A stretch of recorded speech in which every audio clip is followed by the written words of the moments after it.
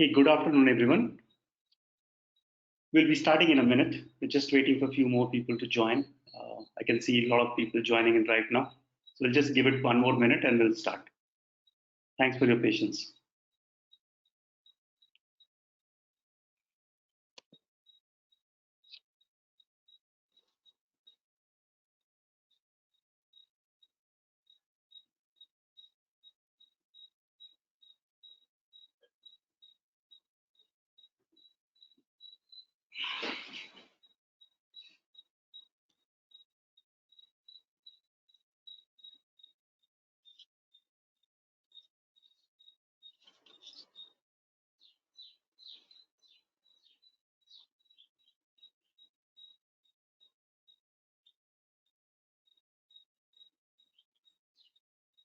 Okay, we are good to start then. Good afternoon, everyone. Just a bit of disclaimer. This is one of the first webinar for me from a lockdown situation.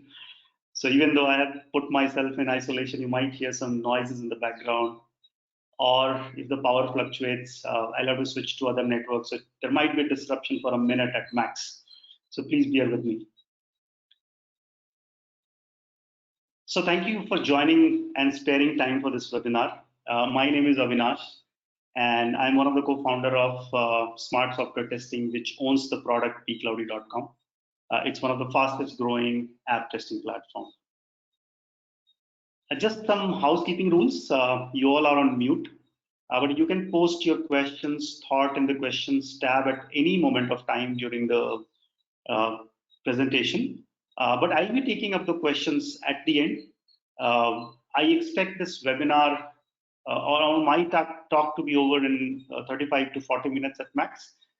So rest of the time we can use for question and answer.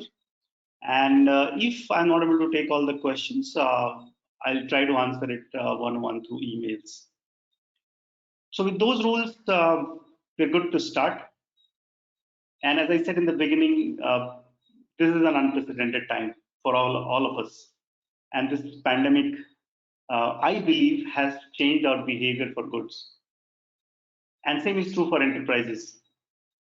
Enterprises will adopt automation and cloud at a much larger scale to mitigate any future risks to such situations. So in that context, today's topic is quite relevant. So if you're thinking of building your automation strategy, or if you're already in the midst of building your automation strategy, some of the techniques that we are going to talk about around rapid automation would be very, very helpful. I hope you take back some food for thought and implement it within your organization. So having said that, let me give you an elaborate view of what is the agenda for today. So I'll start with a quick intro of who we are as a product, as a company.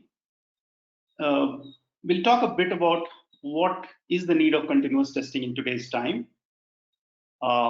focusing more on role of rapid automation, and then towards the end of it, which is the larger part of this presentation, strategies for rapid automation, followed by Q&A towards the end. So that's going to be broadly the agenda for today. And I'm sure it's going to be a good 45 minutes for you. So please be seated and enjoy the presentation. Let's begin with quick introduction of who we are. So as a product, pCloudy is a comprehensive solution to increase the speed of your app testing by enabling continuous testing. And how do we do that? So pCloudy enables app teams to create a cloud device lab, which can be accessed from anywhere, anytime. Effectively, it enables live app testing on remote devices. It could be functional, it could be automation, or you can test on the remote devices from anywhere, anytime. Absolute necessity in today's time. I'm sure a lot of you would have experienced this, that your physical devices are of no use and you have to rely on a cloud, and that's going to be the future as we move along. Secondly, pCloudy comes with many features to enable rapid automation for teams for both creation and execution. It also provides smart test analytics for quicker debugging of test results, very important in a continuous testing phenomena. And finally, it enables implementation of mobile DevOps, again linked to the continuous testing paradigm that we are going to talk about. So in a nutshell, it helps the app teams be ready for the future, and future is continuous, future is cloud. Talking a bit about the journey of product and the company, we have grown rapidly in last few years. So right now we have more than 100K plus users from across the globe. We have more than 500 plus companies that are customers, again, global companies, and 20 plus Fortune 500 brands in our kitty. We have been covered by analysts as well as our users in reports and at different forums. We are one of the most, one of the highly rated platforms on G2 Crowd. You can go and see our reviews there. So we have established ourselves as a challenger brand as far as the app testing space is concerned. Some of the top names who work with us are mentioned here. As you can see, we have customers across variety of verticals, be telecom, insurance, healthcare, pharma, services, engineering, e-commerce, and we also work with the top implementation partners. These are the tier one vendors from the industry who are our implementation and channel partners. So UST Global, Infosys, Capgemini, Hexagon, HCL. These are the names you can trust. Great. With this introduction, we are all set for the main agenda of today. And we'll start by understanding a bit why continuous testing is so important in today's time. And can we achieve that without use of rapid automation? So as per Forrester, business and tech leaders have started to develop customer-obsessed strategies to drive growth. And in today's time, this is all the more important because consumer behavior is changing rapidly. And it's also forcing companies to go digital at unprecedented pace. You must have already experienced this in the last couple of months. So highlighting two key aspects of customer-obsessed strategies. First, it's not enough to be just aware of customer needs. You have to work with the customer very, very closely as far as your product or a project strategies are concerned. So customer has to be in the center of the strategy. And the second is, which I want to highlight here is, you can't wait for a perfect solution. You can't wait for a perfect product to be released in the market. In today's world, you have to take the product or your deliverables to your customers faster. That's one of the winning strategies that has worked well for a lot of companies, which has excelled. Try fast, fail fast is the kind of strategies which has worked well. So this leads to the question, in our pursuit to reach customers and market faster, can we compromise on quality? I mean, we have heard this enough. If we have to produce better quality, we need more time. But that paradigm has changed. I think as a testing community, we have to understand that we have to deliver faster. At the same time, we have to maintain the quality as well. There can't be a trade-off. So at this point of time, quality at the speed is the need of hour. And that brings testing at the heart of this revolution. So we can really be happy about the fact that there is so much focus on testing and there is so much that can be done to make sure that quality at speed is delivered. It's no more an afterthought for organizations that, okay, we do testing at the last stages, we do regression. I mean, old strategies are gone.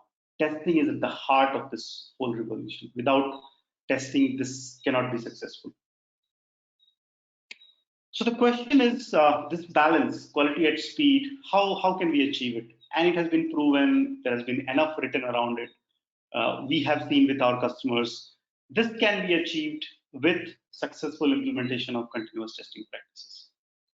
So just to give you a sense of what I'm talking about when I say continuous testing, a lot of you might be already aware of it. But just to summarize, what are we talking about when we say continuous testing? It's basically testing over the whole life cycle by shift left and shift right, which means test continuous. So if you look at this diagram, it's one of the best explanations that you would see as far as any diagram related to continuous testing is concerned. So on the left side is the overall dev cycle, and on the right side is the ops cycle, right? So during the dev cycle, you have all these pages like plan, branch, code, merge, build, and at each stage you are testing. So if you're testing at the plan stage, you are testing at the branching stage, coding stage, merging stage, build stage. And then when it moves to the right side of it, where you start deploying the solution to the production, you're testing there as well continuously. So be it release, be it deploy, be it operate or monitor, you are testing at each stage. So that's what continuous testing is: combination of shift left and shift right. And can that be done without use of automation? If you have to test it at so many stages, can it happen manually? Right? That's absolutely not possible. So you have to rely on use of automation if we are looking at achieving continuous testing. There is absolutely no thought about it. There are some other criteria that also, I mean, when we think about automation, we generally think about automation of test in terms of generating test script. But here the automation is in terms of your test environment provisioning as well. Here automation is also in terms of how the builds are deployed through CI/CD systems. So we are looking at automation holistically, but still the test script creation, the testing automation itself plays a very key role in achieving the continuous testing practices. So having said that, I mean, now that we kind of we understand what are we talking about as far as the continuous testing is concerned and the role of automation in that space, what I want to do now is I'll try to link it with what are the key areas which are required as when you think about implementing continuous testing, right?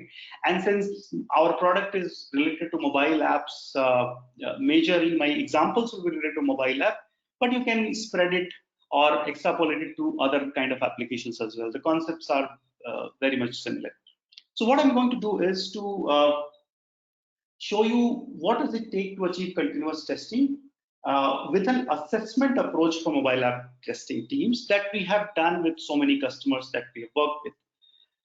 So here is a typical journey that we see for mobile app teams. And this is a very simplistic view. The assessment is much more detailed, but to kind of summarize it within few minutes, we have taken the simplistic view. So most of our customers in the beginning fall in one of these two levels, beginner or intermediate, right?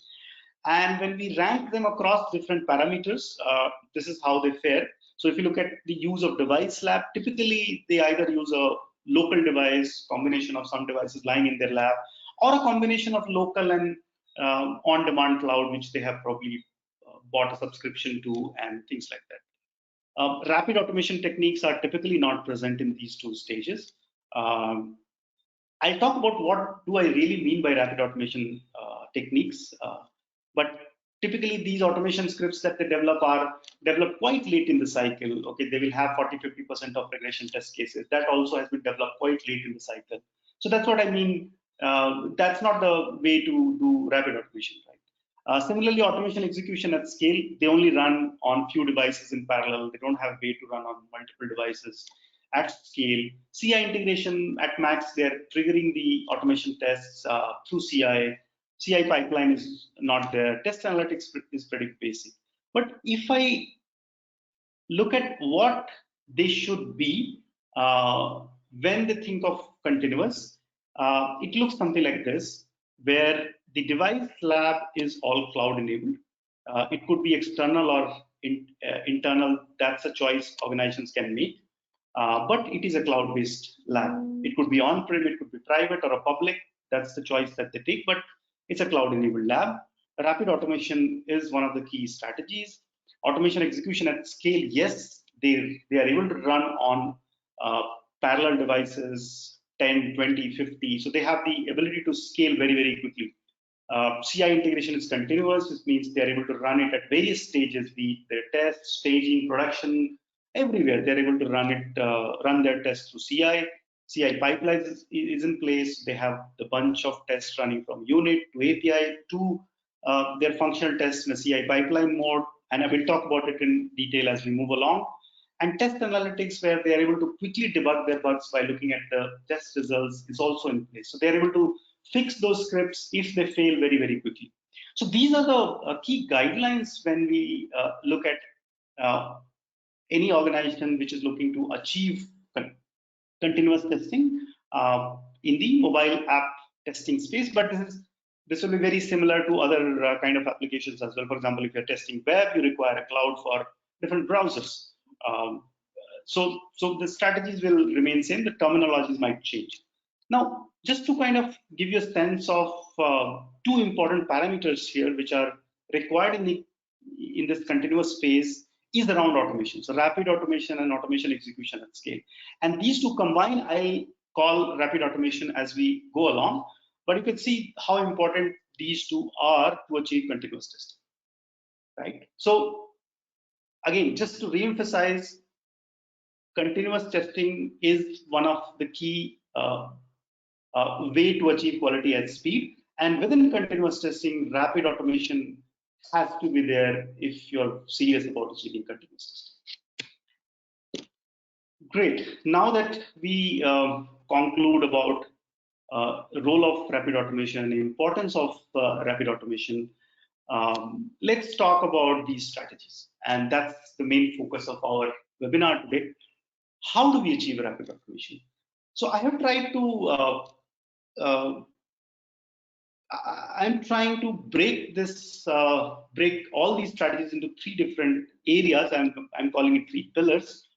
The first one is speed of test creation to achieve in-sprint automation, right?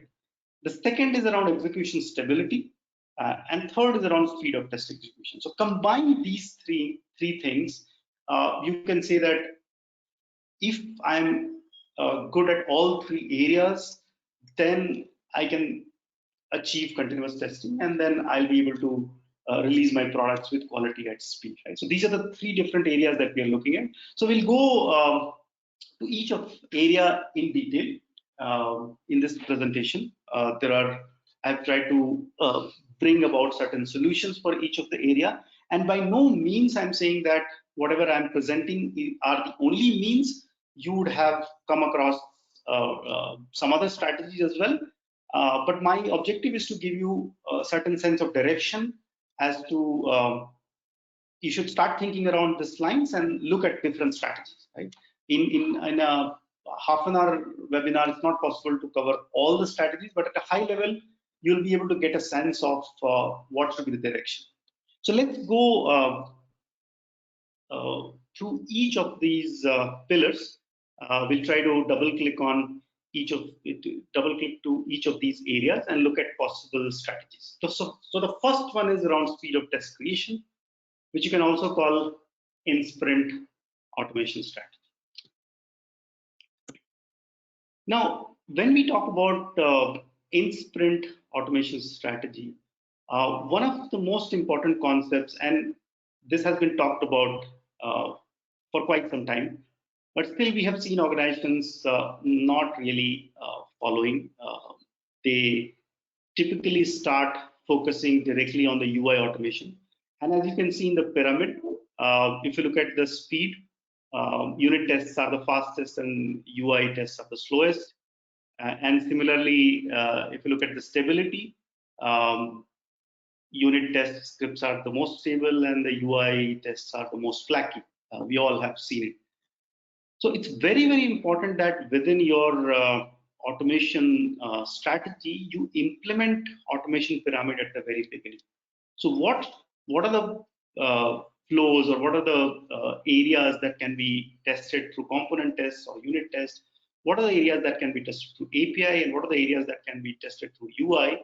If we are able to define at the very beginning, the overall automation strategy becomes much more robust. right? And to give you an example of our company, so when we develop different features of pCloudy, one of the way to accept a build from dev to testing is through API tests. And we realized we started with UI automation first, and then we realized that it's taking too long a time to validate those builds for acceptance itself, and a lot of times it breaks as well. So why not try the API test? And to another, give you a slightly more detailed example. So in pCloudy, if you know the product, you can book a device for your test. Now that booking is generally done through UI, but that UI basically calls an API behind, which does the booking for the user. In UI, we are just showing the messages that comes from the API, and there are some visual elements where you can choose the date and from the calendar control. Beyond those visual representations, everything is done through that API. So if we are able to test that API, you can always say that that functionality is working fine. Right? So as far as the build acceptance is concerned, if the functionality works fine, we can move to the next stage. So that's one strategy that we took to de-link the build acceptance test from the UI to APIs. Right? So that way we were able to speed up the build acceptance test and as well as make it much more stable. Right? So you have to look at what are the areas within your application which can be done through APIs or, as I said, unit or UI. That has to be decided very, very clearly in the beginning, and that will help you plan your effort and respective tools and strategies accordingly. So building an automation pyramid is absolutely critical if you're looking at achieving continuous testing. Great, but when we look at mobile app specifically, or even for other application, UI automation still plays a very key role. Right? And within that, if we are not able to build the automation first strategy, will never be able to achieve in sprint automation. To do that, I mean, there are various strategies, but this is one very simplistic flow that I'm trying to show here is that when the user stories are created, at the same time, acceptance criteria is defined, right? And from that acceptance criteria, the dev team starts coding the user story, and the test team has to start creating the automation script. Right? Now, how do we create that is a question that we'll try to answer, but the automation script creation has to go in parallel with the dev team coding the user story. So by the time the dev team has finished the story, the automation scripts are ready. As soon as the application is given for testing, you do a round of runs to just make your scripts in sync, and your tests are ready, which you can run, and then based on that you can report the failures or the code gets checked into the main branch, and then the flow moves further. Now this looks very simple, and yeah, but easier said than done. How do we start writing the automation scripts while developers are coding? That's a big question, right? We always wait for the application to be available before we can start writing the script. And if you're using that approach, at best you can achieve your automation one sprint later. You can't use the automation script for that feature in that sprint, right? So you'll have to wait for one more sprint to be able to use that script. That's not really the automation first strategy. It's a good strategy, but if you really want to use the automation first strategy, your automation script has to be created in parallel with the dev team coding the user story. Now there are various techniques. I'm just taking one, which is BDD or ATDD. And again, I'm not saying that this is the only approach, but to give you a sense of how can you do it with something like this. So here in the BDD or ATDD, typically the acceptance criteria is defined by the BA team along with the test team and written in form of a Gherkin file, right? And you can see it's very clearly mentioned what are the scenarios, what are the conditions, and then what are the inputs that needs to be considered for developing and testing this scenario. So with this kind of acceptance criteria, both developers and testers are exactly at the same page. So developer will be coding the same acceptance criteria, while the testers can start writing the automation script looking at this acceptance criteria. So at least there is no mismatch in terms of what dev and what test is doing for a particular user story. So it's a very effective way of making sure that the automation and the coding can happen in parallel, right? The question now is for automation teams that, okay, looking at this acceptance criteria, how can I start writing my script? I still don't have the application in front of me. I need the objects, I need the steps, then only I can write the automation script. So if you look at the acceptance criteria, at least you are very clear about the steps to be written within the scripts, right? You have a very clear understanding of what are the input values that I need to provide. So those aspects are absolutely clear. And if you have a UI mockup, you should be able to create an automation script by reading this acceptance criteria. And in our case, what we have done is we have built features which allow you to do coding even before application is ready by using something called passive NLP, where you are absolutely not worried about your XPath locators or other identifiers for a particular object. So if your UI mockup says that you have a username field and you have a label username, you can directly write a step web type by text and then provide the name of the field, which is username. So the NLP is smart enough to understand what is this username about, and then which is the corresponding object for it. So even if you're not providing the properties of those objects, by using this text value of the labels of those objects, which are anyway given in the mockups, you would be able to write the full script. So by the time your developers have written the code using the same acceptance criteria, you have written your script by just writing these simple keyword, type by text, select by text, click by text, and then your application, then your automation script is ready. And as soon as the code is given or the application is ready, you can just run it once. If there are some mismatches, you can fix it quickly, and then your automation scripts are ready, which you can push it to main suite and start running it as part of your CI.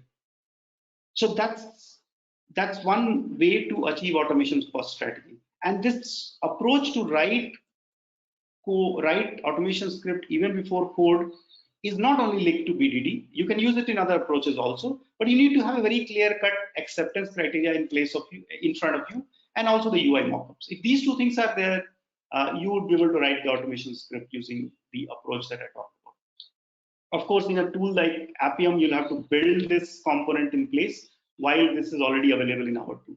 Right? That's the only difference. Now, at the same time, you would be able to link those test scripts that you just created with your user stories, and the user stories could be in Jira or some other tool. Here I'm taking example of Jira, but you can use any other tool to link those user stories. You can also link those scripts to your Jenkins to trigger the test as soon as the build will be ready, and then get the test results in Jira, right? Then you are getting continuous feedback as and when those stories are completed and the tests are run. You can just see all the results at one single place. Again, very important aspect of continuous testing, that you're not only focusing on creating your scripts are linked in a way that that continuous feedback loop is enabled. Wow, we talked about good strategy around script creation, and again, I'm saying you can have other strategies as well. But the concept of automation first is very important. That you are able to write your scripts when your developers are coding for the application. That's the bottom line of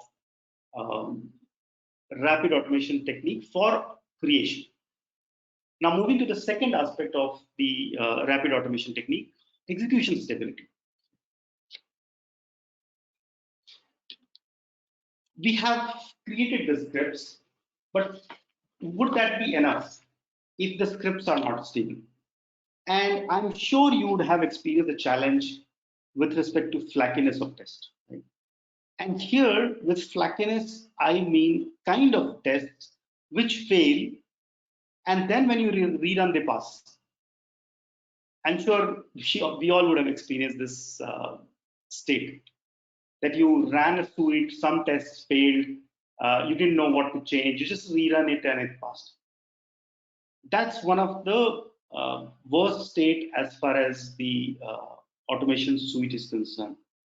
And I would really advise you to go and read a blog by Martin Flower, who puts it beautifully. I'm just reading the lines from his blog. So flaky tests has two problems. First, they are useless. Secondly, they are a virulent infection that can completely ruin your entire test suite.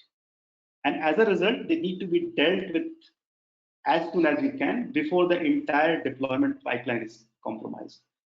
And you would have seen it in your situation that if it happens multiple times, people stop having confidence in the suite itself. Right? You will be then doing manual verification extra, and over a period of time, the whole automation effort becomes a challenge. No one trusts the results of it. You would have automated emails going to your management team. There it fails, and next run it passes. Then no one trusts it, and that you don't want to happen. So in today's context, and using the terms we are so familiar with, such tests needs to be isolated quickly, quarantined, and fixed. If we are able to do that, then we can say we have the stability with respect to execution. And how can we do that? I mean, there are some techniques that I'm talking here. Again, there could be multiple techniques, but there are some techniques that I'm talking here based on experiences that we had, why the tests fail and why these instability happen. And I'm covering three areas. So there are failures with respect to the object changes, right? And especially we are using XPaths quite frequently. So do we have alternative to XPaths? How can we use techniques which are available with us with futuristic technologies like AI? Can we use AI to minimize some of those instabilities? And third is related to synchronizations, right? Asynchronous application behaviors are one of the biggest challenges with respect to execution stability. So can we solve those challenges? So let's take one by one. Alternative to XPaths. I mean, XPaths are one of the, our friends as far as automation is concerned, right? When we don't have unique properties of the application, the objects, we try to use XPaths. But XPaths, a lot of times are not stable at all, right? They also change because application hierarchy changes, your DOM changes. So your XPaths are not very reliable. Now, what we have done is we have developed a very advanced technique to handle that kind of situation. So if you look at this screenshot, I mean, I'm not sure whether it's clearly visible, but I'll try to explain. On the right side, you see a screenshot of an application which is Salesforce, and on the left side is the object property. So we have chosen this company which is highlighted in red, and the object properties are listed in the left side, left bottom of the screenshot, right? And if you can just focus a bit, there is a property named ID, and that ID is a dynamic number. And if you look at other properties also, there is absolutely no property which is unique. Every property is dynamic. If I show you the next screenshot, which is the refresh of the same screen, the ID would have changed. Earlier, the ID was something like 722.a. Now the ID has been changed to 3721.a. So you can't use ID. There is no other property which can be used. XPath also is dependent on ID. So if you use XPath, it's going to fail. What are you going to do in this scenario? There is absolutely no way to automate it. And if you are using some regular expression, anything else, it's certainly going to fail. So we have used a technique, and you can apply with other tools as well, but you'll have to develop this. So we have used a technique which we call it smart locators. And in this case, we are using reference of an object to locate another object, right? So if you look at this button which says pivot, right? If you use a pivot, you can mark an object which is pivot free and which is not changing. So in this case, this company text we know is not changing. This is a static text that we have. The edit field beside the company, that property, the property of that object is changing, but company as a text is not going to change. Even if you refresh the page, it's going to remain the same. So, so can we use company as a pivot object or reference object? And using that, we have been able to build right kind of properties which can help identify the object. So if you look at the highlighted section, again, if you're able to read, you'll have to see it closely. There are properties like right of object or pivot index, relation type. So for example, relation type says that right of span, right? So it means this edit field is right of the pivot object. And then the pivot object property is clearly mentioned that it's a tag span, the inner text is company, index is 0. So the property of that reference object has been captured in the property of the dynamic object, right? So similarly, there are other kind of smart locators like bottom of, above of, left of. So you can mark an object as a reference, as a pivot, and in that context, you will be able to identify the dynamic objects. And this works absolutely well all the time, as long as your dynamic object is not changing its location, which is not going to happen. Mostly it's the properties which change. The location of the object doesn't change. So if I'm able to mark an object which is a correct reference to it, I am able to identify my object correctly. And I can have as many references as I want for different kind of objects. For each object, I can mark a different reference or different pivot. So that's a very, very smart strategy to minimize the impact of XPath changes. And similar strategies can be used. So look at ways to find alternative to XPath for the objects which are dynamic, right? Don't just depend on the known strategies of XPath or regular expressions, and by combining XPath with certain other IDs, and keep and your tests keep failing, and then you again change it and run it. When you rerun it, it might pass, right? But later build it can again crash. So don't use those kind of strategies. Find a foolproof way of identifying those objects, and this is one of the way. Use smart locators. Great. Second is since now we have access of very smart AI algorithms, and where we don't need to really write things from scratch. So this is one Appium scripts that we have written, again for a similar kind of situation where objects are not identifiable by other properties. So can we use AI in that context? So this is a very known Appium script. What we have done is we have built a package which is our own AI package. So we are instantiating the AI package here. You can say we are importing the AI driver, and then we are instantiating that driver. Once the driver is instantiated, we have these statements like this click by pCloudy AI card. Now you don't have to provide any property to this script here or this line here. It just takes the name of that object and goes and identifies it as an object, because we have done some training to the AI algorithm that we have built, that if we provide a card, it will look like this in my kind of applications. So wherever it finds card which looks like that object, it will just go and perform. I don't need to worry about XPaths or locators or IDs if I have trained those objects enough. The training takes time, but within your applications, you would not have too much of violations. So you would be able to train those algorithms very, very quickly. And these algorithms are available very easily. In this case, we have used Google APIs at the back end to train the algorithm. So similar kind of strategies can be used. And I'm not saying that you use all the objects through this AI package. You can see other objects are Using the traditional way, where I have the ID, I don't need to worry about it. If the ID is unique, okay, I can use my standard Appium techniques. But wherever I see a challenge with respect to the object identification, I can just switch to something like AI, right? So that one-time effort is required to build those algorithms, but then you can use very smartly the combination of these AI packages and your traditional way of object identification. So this way, again, you will be able to minimize the instabilities within the applications where there are failures because of these object changes.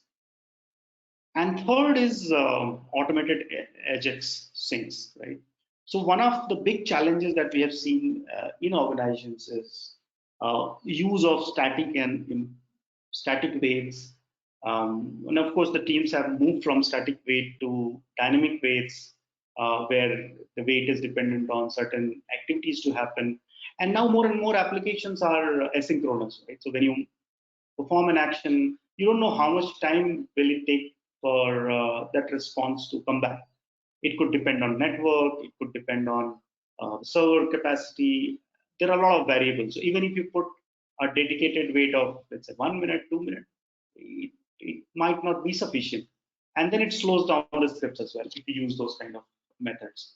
So we have been able to use a smart sync at the backend. So you can see this script does not have any weight at all.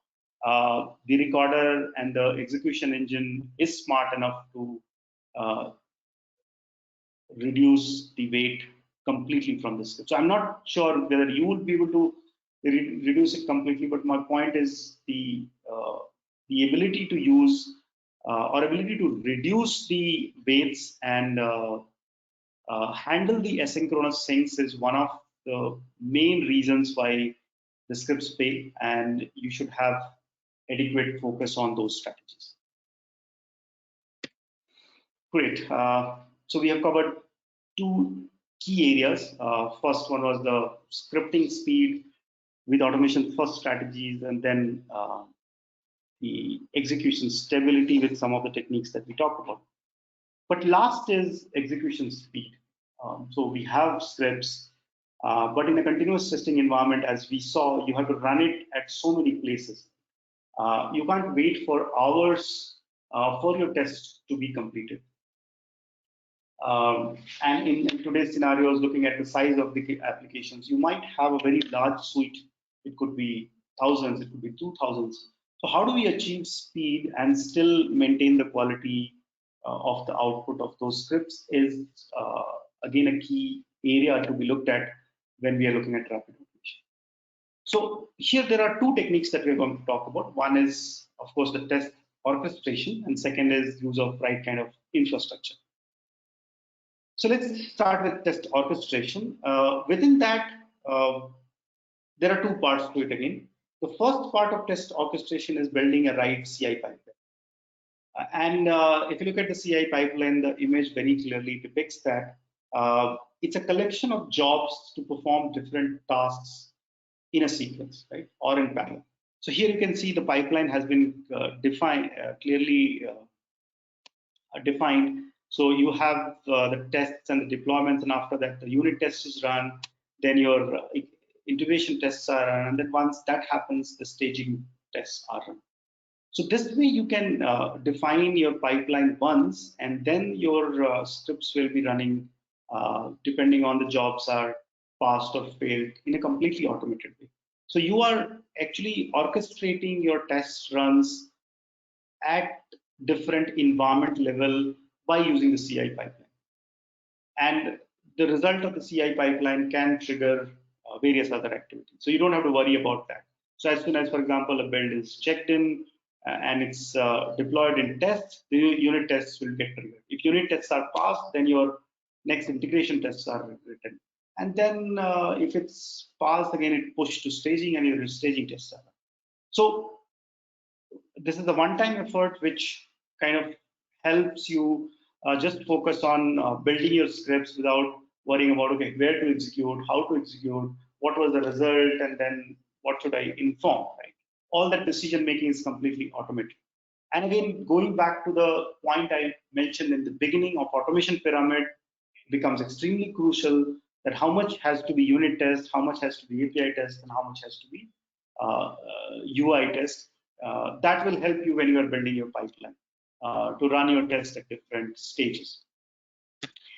Another part of orchestration is distribution, and this is particularly true in case of, let's say, cross-browser tests or your functional compatibility test on mobile devices. So let's take two scenarios, right? Let's say I have automation suite which has 500 test cases, and I have to run it on, let's say, 10 devices or 20 devices. A very simple approach is, okay, I have the capacity to run all the tests on 20 devices. I have those 20 devices in my lab or on a cloud. I'll trigger all the 500 tests on 20 devices. But that might take a good amount of time. If 500 tests, let's say, takes 1 hour, you'll have to wait for 1 hour for your test to be completed. So can your pipeline wait for 1 hour? That's the question you need to ask. If your pipeline can wait for 1 hour, that's fine. You can run all 500 tests on all 20 devices. But you can use a smart strategy, which is orchestration, by building a layer in between, which is called orchestrator. The orchestrator then distributes tests across different devices. So instead of all 500 tests on all devices, it will run 50 tests on each devices. So if the tests are on 10 devices, you are still covering all the 500 tests, but you are able to save a lot of times. Maybe 1/10 of time you would be able to execute all the 500 tests on 10 devices. And over a period of time, these tests will get randomized on each device. So if your tests are running on daily basis, in, let's say, next 4 to 5 days or 10 days, you would still have all the tests run on a particular device, and you'd be able to see the functional compatibility. But that could be one smart way to minimize your execution time and reduce the pipeline wait time for your build releases. We have seen it successful in many organizations, and lot of new age, new tech organizations are moving to this approach when comes to CI/CD. If you're following a typical iterative development, you have enough time for testing. You can wait for a few hours. But if you're building your code daily and check-in and releasing frequently, you can't wait for hours for your test to complete. So you have to find a way to distribute and orchestrate. So you have to build orchestrator layer to be able to distribute those tests in a random way. And it's an effort, but you can build it with any kind of framework. We already have that, but you can build it with any kind of framework that you have, APM based or other tools based. So that's an important strategy. And as part of the execution speed, it can't be successful unless you have a right infrastructure in place. So we talked about running it on 10, 20, 50 devices. Can that be done with the use of a local physical lab? I mean, you can manage it for a few time, I mean, for some time, but in a longer duration, you would not be able to manage it until unless you are relying on a cloud. As I said in my assessment slide as well, that it can be internal cloud, or on-prem cloud, or a private cloud, or a public cloud, but you need to find a way to use a cloud so that you are able to run your scripts at scale and achieve the execution time which is committed for your pipelines. So that's a very, very key strategy, that you have a right kind of infrastructure in place. And in the today's scenarios where you have to work from home, you would have understood the importance of a cloud for everything, right? I'm not just talking about testing. Every infrastructure today is moving to the cloud, and same is true for testing infrastructure as well. So be it your cross-browser or your mobile apps or any kind of test, if it's on cloud, you are much safer. You can run it from home, you can run it anytime from anywhere, and you can still maintain your business continuity. We have seen organizations in this time had invested a lot in their physical infrastructure, but all that physical infrastructure in terms of the devices are lying idle and they can't do anything. They can't even go and get those devices from their offices. It's all locked. So it's completely useless. So now they're looking at, okay, how do we move to a cloud? That's the long-term strategy, and we have been advocating it for quite some time. And this situation is giving it a big push. So relying on our infrastructure, good infrastructure, is key to the success of execution speed. So we have discussed all three strategies. So I think I would like to conclude it. We have completed our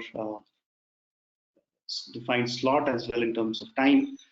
To summarize is rapid automation in a continuous testing paradigm is extremely important.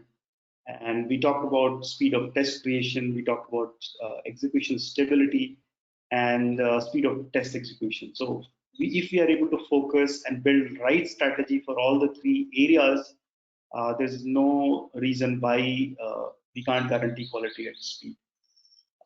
So I hope you have been able to take some of these strategies. If you have implemented something new, I am sure you would have.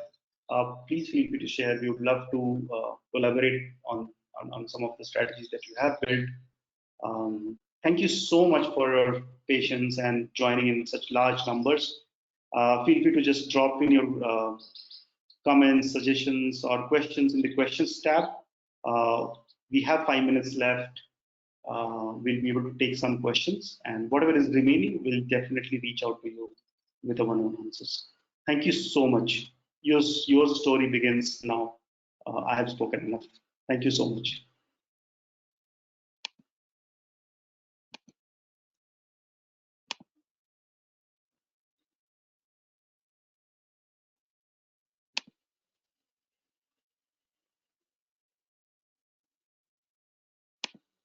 Okay, so I already have got quite a number of questions. So the first one is around what is shift left and right testing in simple terms. So if you can probably go back and refer to that image, let me just probably go back to that slide if I can.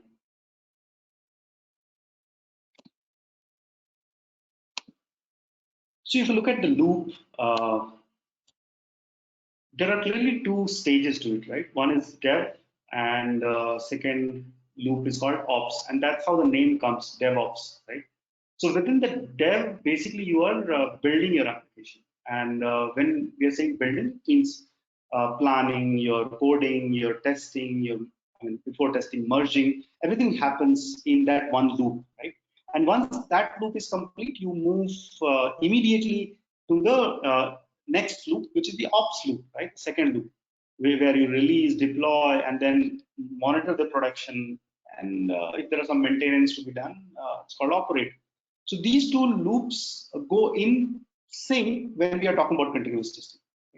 If you look at the loop is absolutely continuous. There is absolutely no break. So as soon as a particular feature is developed, you push it to release. In a traditional approaches, you would wait for certain features to be completed. So for example, if you are following an iterative approach, within Agile itself, we are following an iterative approach of 3 weeks. So you'll do a 2 week of development, wait for 1 week of testing, then probably there will be an integration sprint. And after this integration sprint, you are pushing the code to the production. That's has been a traditional way. But in a continuous, let's say my feature is complete after 4 days. As soon as the feature is complete, it goes for testing, right? And as soon as the testing is complete, it goes for release. You're not waiting for a combination of features to get completed. Even if all this cycle can happen within a day. If you look at Amazon, Netflix, they're able to release multiple times in a day, right? How are they achieving it? Because they're doing it continuously, and all this is happening in an automated way. For example, as soon as the coding is done, the automated tests are run. If the tests are passed, it goes for merging. Merging is done, it gets deployed to testing environment automatically. Testing environment, the automated tests are ready, it gets run, and then pushed to release, right? So whatever testing is happening on the left side of the loop, the dev is called shift left, and whatever is happening on the right side of the loop is called shift right.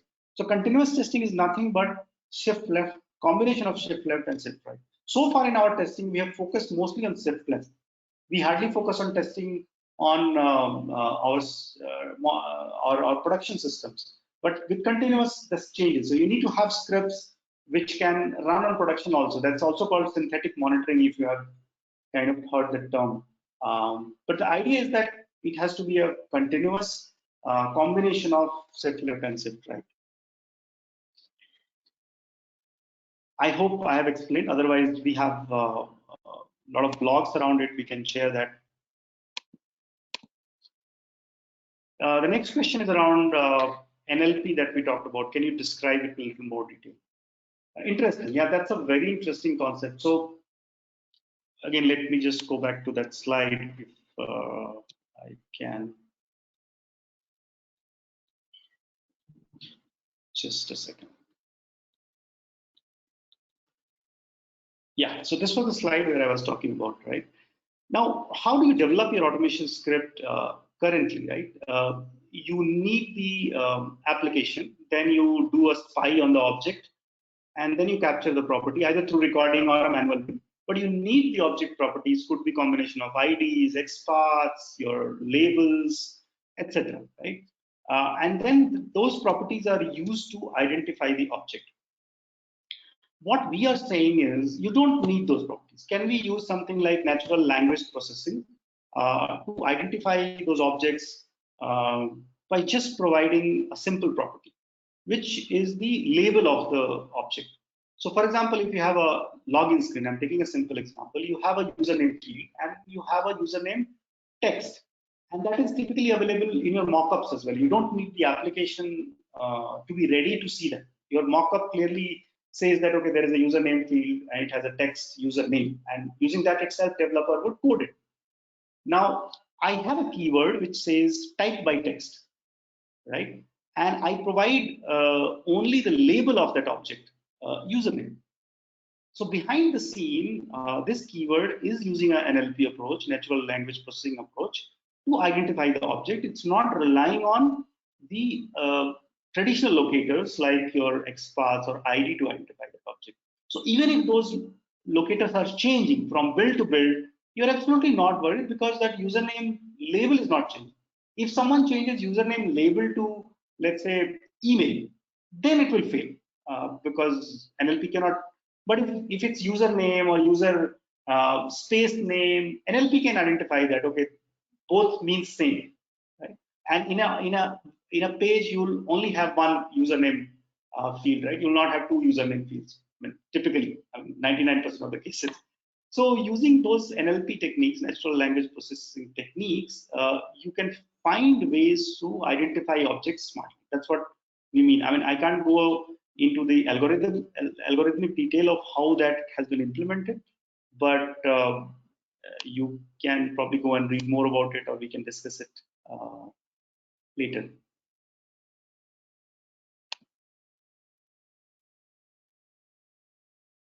Another question is, are you using tests.ai libraries for identification objects, or you have built AI libraries? No, we have built our own. I mean, yeah, I mean, in that sense, we compete with test AI, which is,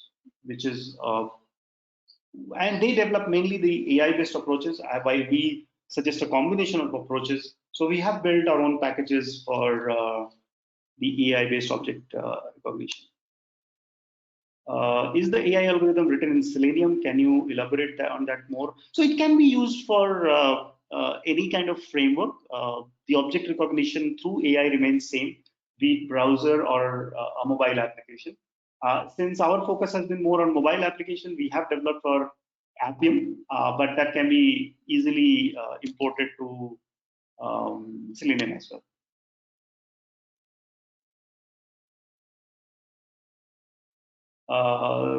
There is a suggestion or a thought, the decision around test distribution versus parallel execution that I addressed 4 years ago for mobile team. Great. I mean, if you have already done that, it's absolutely fantastic. But a lot of organizations that we go and talk to, they are still relying on, they're still struggling with parallel execution. So it's a great that you have already executed long back. You can share your experiences more with us. We'd love to talk about it.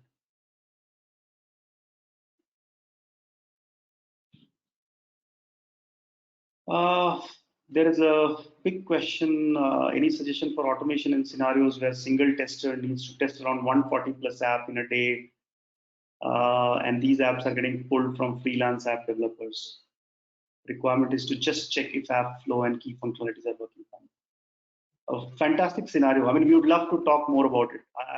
I can't answer it right now. The answer can go in a longer detail. So for everyone, I'll take up the question and answer, or maybe talk to you separately.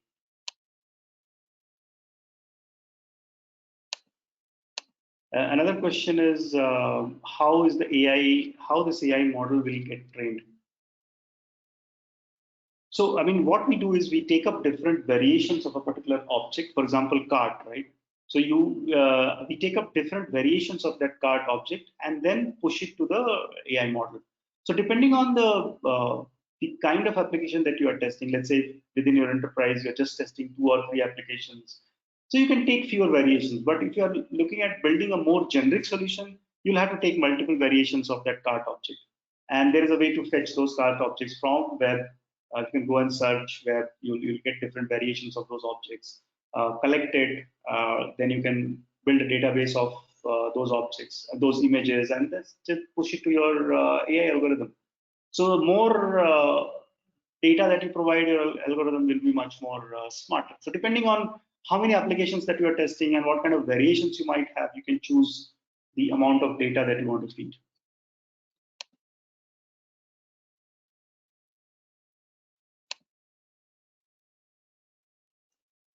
Question: can we integrate API plus GUI? Absolutely. So uh, one of the interesting approaches that we have built is you can have all 3 layers integrated in one test case. So be it your GUI, your API, your backend database validations, you can have all of it in one single test case in an integrated fashion. And you can also switch between different kind of platforms, your web to mobile to API in one single test case. So it's absolutely possible.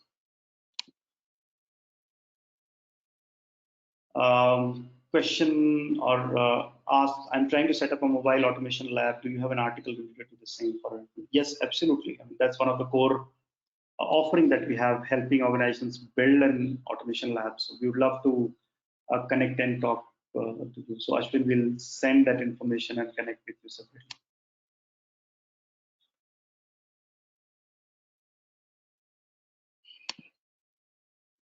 How to choose best API tool for IoT application, like if messages level through MQTT protocol? I'm afraid I'm not the expert to answer that, but I can talk to my team and send you the answer. There are not many questions, but we have exceeded time. Thank you so much for being there till the end and sharing your thoughts so um, elaborately. I have not many questions that I could not answer, but I'll definitely send you those answers or reach out to you one-on-one. We'll love to connect over LinkedIn, or you can just send me a mail. You can send me a mail on my email ID avinash.tiwari@pCloudy.com. Very easy to remember. Or just do a sign up on our platform. There is a free sign up available, and try things. Our product team experts would be able to help you. But to end, thank you so much.